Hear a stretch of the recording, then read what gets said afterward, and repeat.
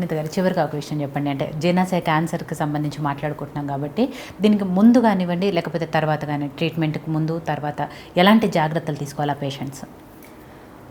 Healthy life style అలవాటు చేసుకోవాలి.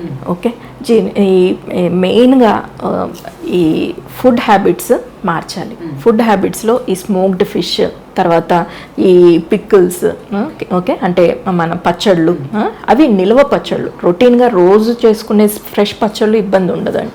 నిల్వ పెట్టిన పచ్చళ్ళు, ఓకే. తర్వాత ఈ డీప్ ఫ్రైడ్ ఫుడ్స్ ఉంటాయి, అవి ఒక్కొక్కసారి మరీ ఎక్కువ డీప్ ఫ్రై అయిపోయినప్పుడు దాని మీద కార్బన్ లాగా ఫామ్ అవుతుంది, నల్లగా అవుతుంది.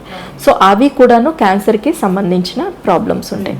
ఇలాంటివి అవాయిడ్ చేసుకుంటూ హెల్దీ ఫుడ్ అంటే వెజిటబుల్స్, తర్వాత ఫ్రూట్స్, ఇలాంటివి రెగ్యులర్గా లిక్విడ్స్, తర్వాత ఆల్కహాల్, స్మోకింగ్ కంప్లీట్గా అవాయిడ్ చేస్తూ, ఒకవేళ ఆల్కహాల్కి మీరు అది లేకుండా ఉండలేము అని అనుకుంటే అట్లీస్ట్ దాన్ని లిమిట్ చేసుకోండి.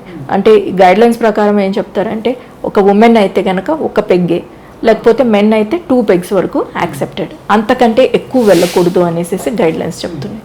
సో అంతవరకు లిమిట్ చేసుకోగలిగితే కనుక సాధ్యమైనంత వరకు ఇలాంటి ప్రాబ్లమ్స్ని మనము అవాయిడ్ చేయొచ్చు.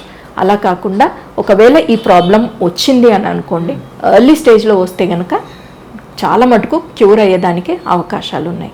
ట్రీట్మెంట్ కాస్ట్లకి, తర్వాత ట్రీట్మెంట్ సైడ్ ఎఫెక్ట్స్కి, ట్రీట్మెంట్ ఇబ్బందులకి భయపడి ట్రీట్మెంట్కి ఎప్పుడు వెనకాడద్దు. అదే ఆధునిక జీవితం, అనారోగ్య సమస్యలు, ప్రతి ఒక్కరికి ఏదో ఒక తెలియని సమస్య. చిన్న చిన్న చిట్కాలతో మంచి ఆరోగ్యాన్ని మీ సొంతం చేసుకుందాం అనుకుంటున్నారా? ఇంకెందుకు ఆలస్యం, వెంటనే మా యోయో హెల్త్ ఛానల్ ని సబ్స్క్రైబ్ చేసుకోండి.